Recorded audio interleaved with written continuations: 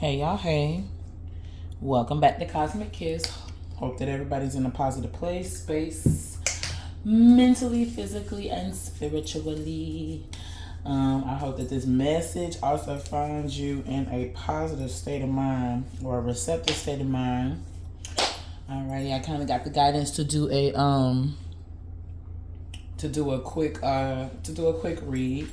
Alrighty, so I've already cleansed the space, meditating and whatnot.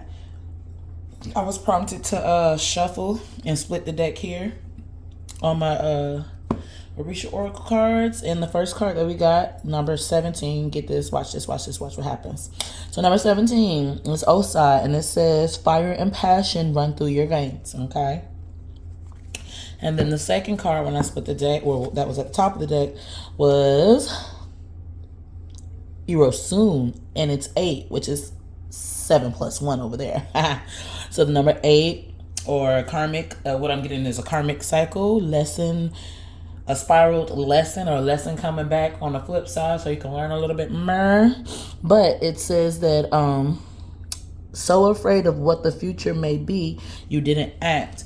So the fact that these two are side by side, the fact that these two both equal in numerology to number 8, which is a cycling lesson or a cycle coming back. Hold on, y'all. All right, I'm back. All right, I had something on the stove, and I just had a feeling that timer was going to go off as soon as I started this video. But nonetheless, the fact that both of these cards equal 8 on the side is an infinity symbol, and I'm going to often reference my teaching background. Because in teaching, we have to scaffold lessons, meaning we're going to learn about the solar system. But the first lesson we might learn about in the solar system is just the planet Earth, because we start with ourselves. And then maybe the next lesson we learn about is like the sun. And then the next lesson, when we revisit this topic in science, will be the other planets, and stars or other bodies, celestial bodies. So every time we talk about space, we're always going to come back, right? We're going to build upon what we already learned. We're going to scaffold. We're going to constantly edify the lesson. So when I see the infinity symbol, that's what I think about, how we have to scaffold lessons, or being in the midst of a lesson that's about to be scaffolded or built upon. And the fact that this one talks about passion to go after something, and once, and I'm going to say once because this is giving past energy and dead energy at that, not going after an opportunity because of fear of the future. And now that you have, it's like a newfound fire. So congratulations to whoever has this newfound fire or passion. Or maybe you always had this fire and passion, but maybe in the past state you let your fear of what the future may hold. And basically, when I think in my last reading I talked about Murphy's Law, and the Murphy's Law being that whatever happens in a situation could possibly happen. And oftentimes when we hear that, we just expect the worst things to happen. But what if there's a positive outcome? Or what if we took the approach of preparing for the worst but expecting the best? You know what I mean? Like knowing that there's a possible outcome that may not be favorable, that may, be not idealistic, preparing for it, having a safeguard or a nest egg or something prepared, stocked up for that.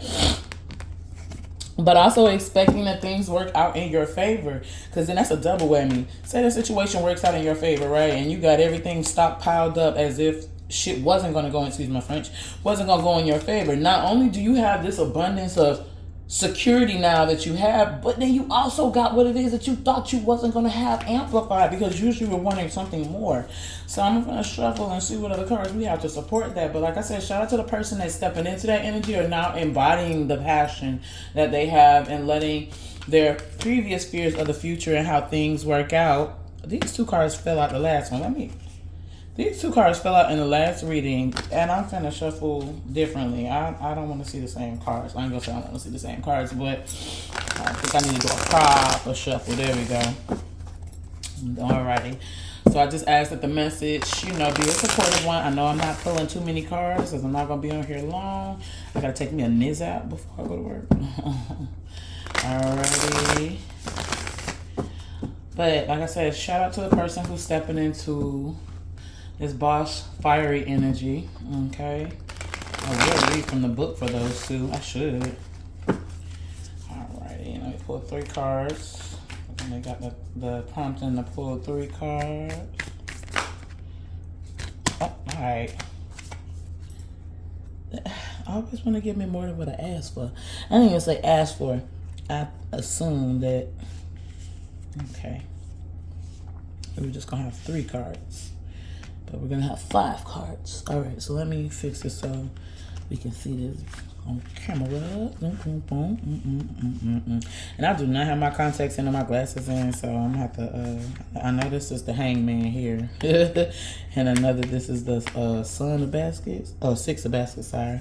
Alright. So the first card we pulled was a 10 of coins. Alrighty, so whatever you're going after, whatever this newfound passion or newfound faith in your own fire, newfound confidence in your own fire, and not let the worst possible outcome scare you out of it, is going to be a generational thing. Something that, whatever this is that you overcame, isn't just for you. How we say we are breaking generational curses and doing things for the bloodline.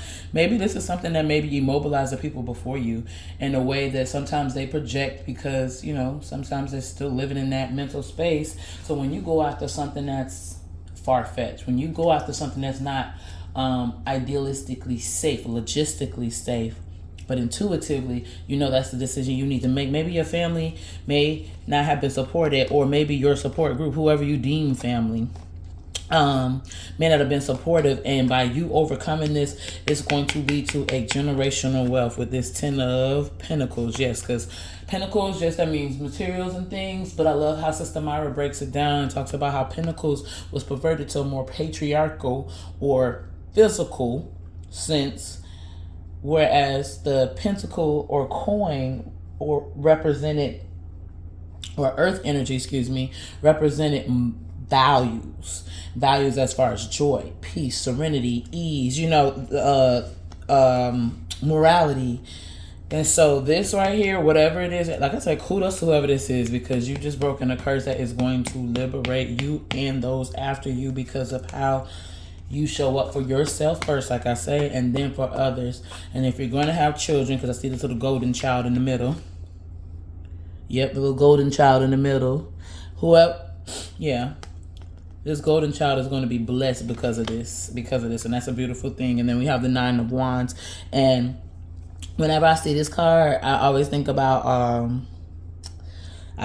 support. I think this card in this deck in particular, I think about like your ancestors just having your back. And so you had like literally, these are the ones who couldn't or didn't. They overcame what they overcame in their lifetime, but maybe they're celebrating what you have just overcome for all of them. Because when you free yourself, you free them after you, and you free those before you, because they're watching. And even though they're over in the spirit realm, they're also learning. Life doesn't stop when your physical vessel ceases to, exist anymore. The lessons of life, the lessons of, the spiritual lessons that you need to learn, they do not stop when your physical vessel leaves this plane. So with that said, we have the 2 of baskets, and the 2 of baskets, I keep hearing a collaboration, a coming together, and a collaboration.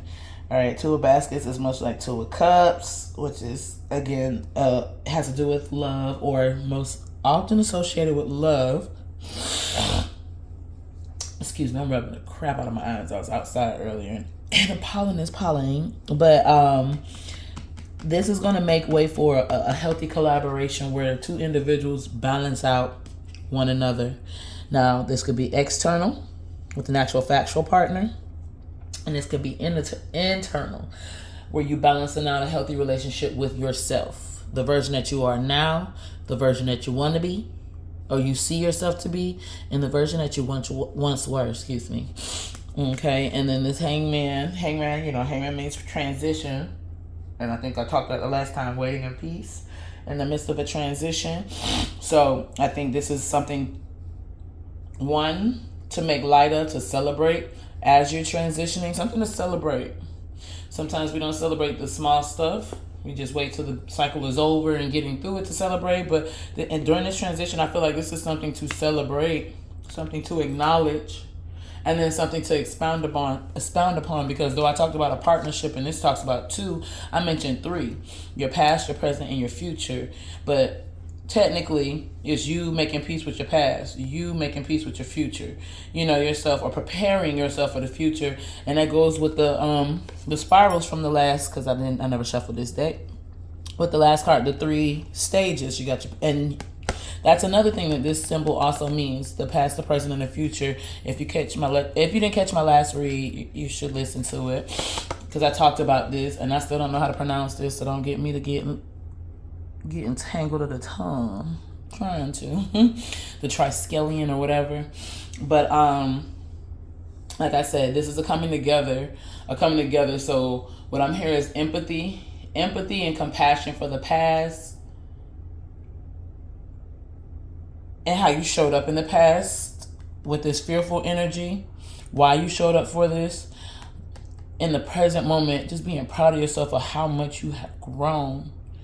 And then looking at your future self, not again with fear of what tomorrow holds, but looking at tomorrow with a fire, with a passion about what more you can achieve, how more, and what more ways can you molt. I was listening to Kwame Sunhorse on Black Magic 363 last night, and he was talking about the cicada, explosion, or how this round of cicadas that's coming out are how long they take to come out, what they the symbolic meaning of this explosion, the fact that it's happening in a certain area along the path of the eclipse, what that means as far as our internal resonance, and the need to go inward to learn how to basically create this theta state without needing outside stimuli, learning to regulate oneself with all this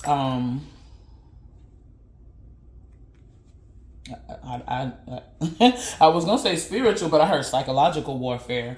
With all this psychological warfare, with all the things that we're being fed, because we're in such a digital age where we're looking at our phones constantly, but we're exchanging electromagnetic waves with these devices, and then when we engage in certain content on them, it's like these phones, these devices are our biometric meters, and they are constantly gauging our response to certain materials based on the apps, because these apps have these things built into it where that's how they collect their diagnostics and their logistics on how to best, quote unquote, advertise to you.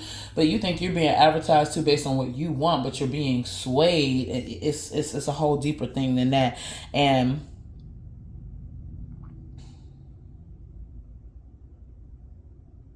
I'm hearing that this psychological warfare, this spiritual warfare, which we know is not a new war, which is why I said whatever you're overcoming is going to make way for a stronger future based on what your ancestors were able to overcome and what you're able to overcome. Because like I said, as you grow and as you understand, the influence of this world and things that were once just commonly accepted, or what may have been common as far as like, not okay, I'm getting tangled in the tongue because I'm getting a lot of downloads, but I often have this saying that we lose a lot of information between generations, because the older generation isn't respected by the younger generation because it's not as gadgety and gizmo-y enough. So them old heads don't know what they talking about. She's still using the same pot from 1942, but she may outlive you because she's using that same pot from 1942 because of how things were made back then. That way of living was simpler. And sometimes the older generation doesn't want to listen to the younger generation, because I see you making, as times change, what was common knowledge or common sense isn't so common. So yeah, you might be able to swipe and do all this stuff on your tablet, but you can't cook a pot of rice. You know what I'm saying? Yeah, my pot might be from 1942, but you need that gadget to tell you how to do something that I had to learn intuitively. You understand? And so there's a lot of lost information due to the lack of respect between generations. And I say that to say, as we transcend, or as this individual, this golden child comes into, this baby is so blessed because it's like a mergence of this and this, a balance. There's a balance. I didn't even realize that, the light and the dark. So you got your physical family and your spiritual family, but there's a balance. There is a balance. There's going to be an equal exchange of information. And unfortunately, these people had to pass over and for all this to happen. But I always say that my generation, the generation that was born between the 90s, I was born in the late 80s, 88. But between the 80s, the late 80s, and 2000, that generation was a unique generation because we were still outside playing, in touch with the earth, making dirt and mud pies. But we also had like Tamagotchis, and we had the first like gadgets and gizmos. So we literally straddled the fence, and there's a wealth of information that's invested in that generation and my generation that has to be imparted to the new generation, but in a way that our elders maybe didn't impart things to us, because there's a lot of people in my generation that are having like this synaptic turn on, this spiritual turn on. Something is just waking up within us where we just have a hunger for older ways of doing things, more traditional, holistic ways of doing things, but we've figured out how to incorporate them with the things that we know technologically, because our spirituality is our technology, is our natural technology. Okay, so I'm going to bump down to this final card, which is the Six of Baskets. And Six of Baskets, Six of Cups. This is something nostalgic. This is something from the past, but the future at the same time. This makes me think of this golden child over here, raising this golden child up with the nostalgia, or with the richness, the nostalgic richness of maybe a time past, but with these principles that you've just now overcome, tackling and going after things now with this new fire and the release of this generational possible fear of trying things in a new way, not being stagnant, but also not losing your principles and not losing your values. If you're going to trade something out, trade it out for richness, not the complete omission of old ways for the complete acceptance of new ways. All right, y'all. That is the message. Glad to have you here. But until next time, y'all be good, y'all be sweet. And like I said, show up for yourself first, so you can show up for others as a byproduct. Y'all be good.